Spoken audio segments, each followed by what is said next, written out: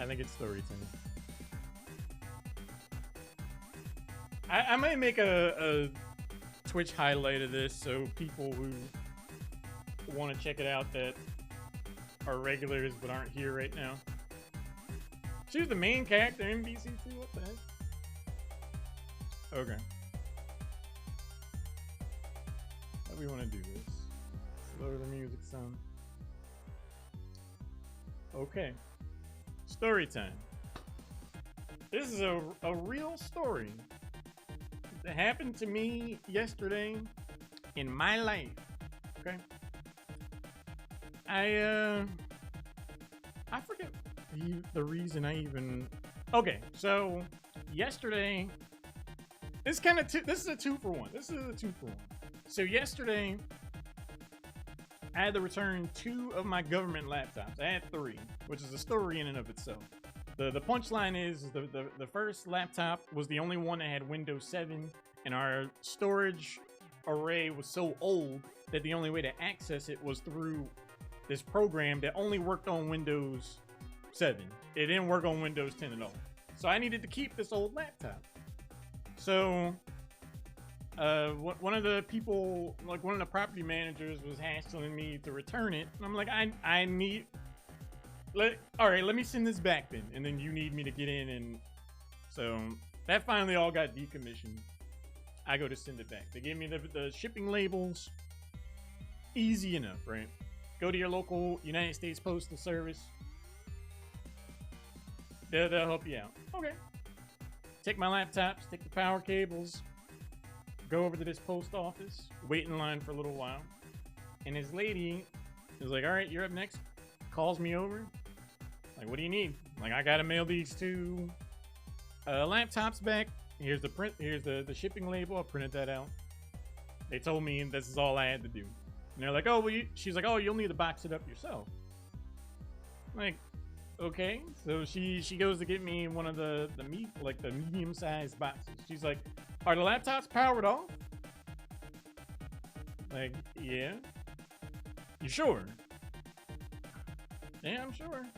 Okay, because just to let you know, if we send these on commercial flights with people in it. I'm like, yeah.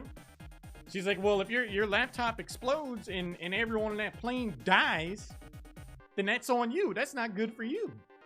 You'd be held liable. If they all died, it would be on you. The law enforcement would come after you, and they would figure out who made the laptop, and your name would be on the label, and they'd come back to you, and you'd go to jail. You'd go to prison for life. This you might think I'm over embellishing what she said, but like, she literally went on for like 40 seconds about the idea. I'm like, I understand. So I start putting the laptops in there, and I'm like, you're kind of freaking me out, lady. Like, let me make sure they're actually off. She's like, good. Like she derives some kind of pleasure out of having me acquiesce and make sure that these laptops are off. So I turn them off, get them all packed in there. Harrowing, kind of weird experience. I don't know why this woman was so set on this, but there it is. So I walk out of there and I'm like, well, that was an experience. It's lunchtime. It was about 2 o'clock or something like that. It's like, I haven't bounced over to the BK Lounge in a while. Let me get some Burger King. Now, this Burger King, every time I've gone to this Burger King, the food's been spot on. Like, I always get a Whopper, no cheese, only lettuce and ketchup. Give me a cherry vanilla Dr. Pepper, and an extra order of fries that I can munch on the way home, and then I give Alicia the rest. That's what I do. And every time, they always get it right. And they do such a good job that there's almost always a long line. Like, it's a good 20 minutes, 20-plus minute wait because the dining room is closed because of the Rona. It was open for a little while, and I would just go in there and skip the line and call it a day, but they closed it again because of the Rona. Thanks, anti-vaxxers, whatever. So I go to this Burger King, Yo, what's going on, Josh? Appreciate that. 12 months. It me. It you. Have a seat. We're doing story time. So I go to this Burger King, right? And sure enough, I'd say that there was a long line. Now, I pull up in the line. I'm just waiting. It's like, all right, I'm on my phone. I don't really... What am I supposed to do, right? I'm waiting. So I notice, as I drive up to the line, over to my left is the Burger King, and there are these two little old ladies at the door, kind of like hunched over, talking to one of the employees that's on the other side of the door. And I can only imagine what they were saying to the ladies were like, hey, you know, the dining room is closed. You can't come in. You got to get in line. But I don't hear what they're saying. Like, I hear some soft murmurings or whatever. Like, I'm in my own world looking on my phone. My Fold 3. I brought the Fold that day. So, I brought the Fold specifically because I was like, if I have to wait in this line, I want the bigger screen. So there we are. So I don't think much of it, right? They're over there, they're having that conversation. I'm just looking at stuff on my phone. I'm checking out Twitter or whatever. And out of nowhere, I hear this honk on my left side. And I look over. You know what? We're gonna make a picture here. We're gonna, cause you need to understand the physical logistics of what the hell happened. So let's say this is the Burger King parking lot, right? This is the Burger King, and this is a bunch of parking spots, right? So there are about, I don't know, 4 cars here, and there are about 4 cars here. I'm here, right? And the drive-through, the drive-through goes through here. So it's like the drive-through goes in, wraps around. You go in here, go around, you come out, right? So I would say I'm here. This is me, right? So I hear a honk to my left side. Now, also keep in mind that there are some parking spots like right here, like a handicap thing, like, you know, closer to the building or whatever. So I look over, and pointing towards me from like my back left corner are the 2 old ladies in this bright red, you know, like that Kia hamster, like that hamster mobile, the like the crossover half thing. I don't know, but they like, I see these 2 little old ladies. One of them's barely able to reach over. I just see gray hair like over the dash. The other one's like looking at me because like they're like 5 feet tall. Like they are as stereotypical, you know, old ladies as you can imagine. So I look back and I'm like, what? Like, I don't think they can see me because like my windows are tinted. I don't know what the hell's going on. So I just go back to minding my business. I'm in line. Like, what do you want me to do? So keep in mind now, I'm here. There's this whole corridor on the left side where I was like, if they really wanted to drive and get out, right, they could just go up the left, and it's a little illegal, I guess. But they, like, I'm not blocking their path, right? As this happens, this other truck comes up here and stops about there. So there's this big gap right here, right? And their car is still here. So, I don't know, another minute passes, something like that. And I hear this honk again. And I look back, and the old ladies are like the one driving's like pointing, like, I'm like, what do you want me to do? So I reassess the situation, and I assume it's like, all right, they want to go, they must want to you know, go through the parking lot over here. There are a bunch of empty spaces. They must just want to drive out or something. So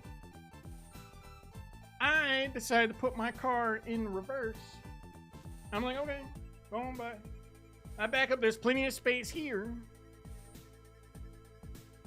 And this Kia Soul with these two old ladies in it just pulls up right into the spot where I was at.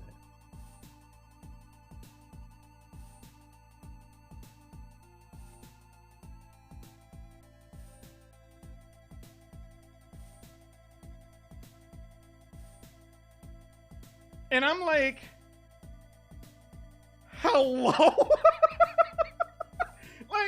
like they just so can't. They're straight up jacked my spot.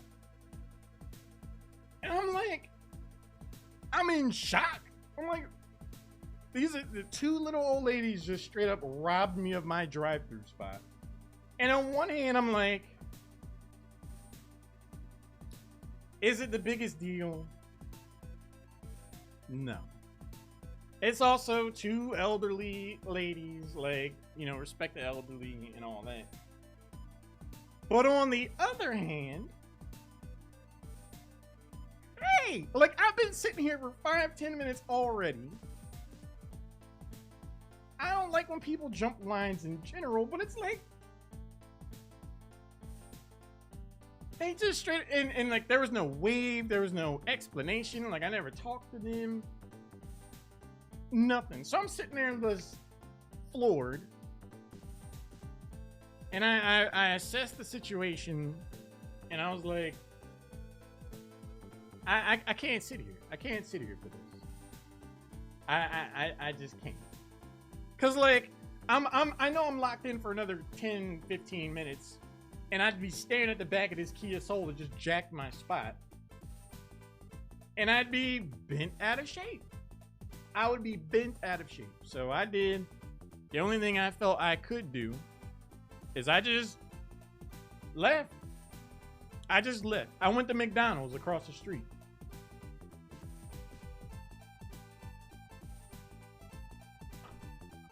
What was I supposed to do? So I go over there. I go to McDonald's, and this is like, over here is like it's a big highway it connects off of, right? So the McDonald's is down here.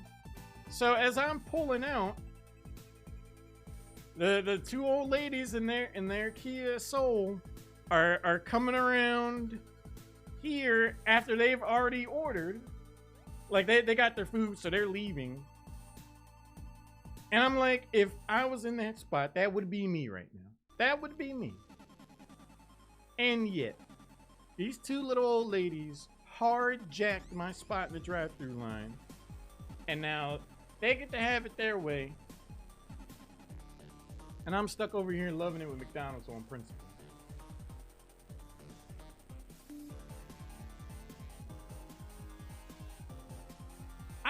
I was just, I don't know if I would say I was bent out of shape, but I was just stuck. Like, the whole ride home, I'm just like, because it didn't make sense. Because, okay, like, they were there honking. They honked at me twice, right? And I thought about it, and it was like a good 4 minutes. Like, they honked at me. I looked back. I didn't know what the hell they were doing. I just went back to living my life, and then like 4 minutes go by.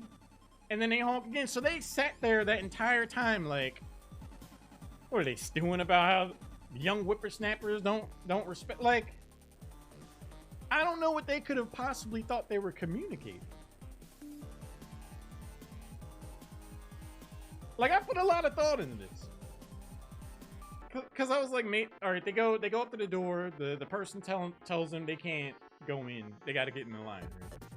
And I guess that somehow they felt entitled to just jump in the line, because bear in mind that this car that was here, was not there originally. They could have easily just backed up and then got behind me. But they intentionally decided to just hard cut their wheel to be behind me at an angle to move into my spot. I'm not involved in their conversation with Burger King. Like,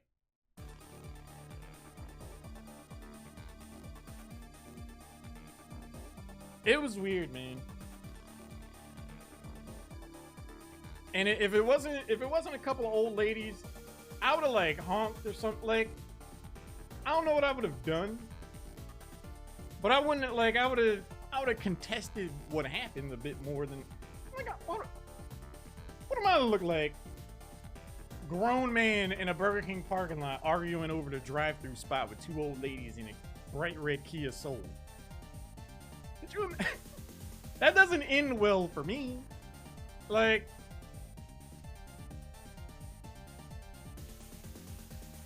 and the other thing is, like, the truck that was behind me put so much space between me and them to where they clearly also thought that they would back out and use this space either to go by, to leave, or to get in line themselves. So the truck behind me were being courteous in and of themselves, because they could have just rolled right up and been like,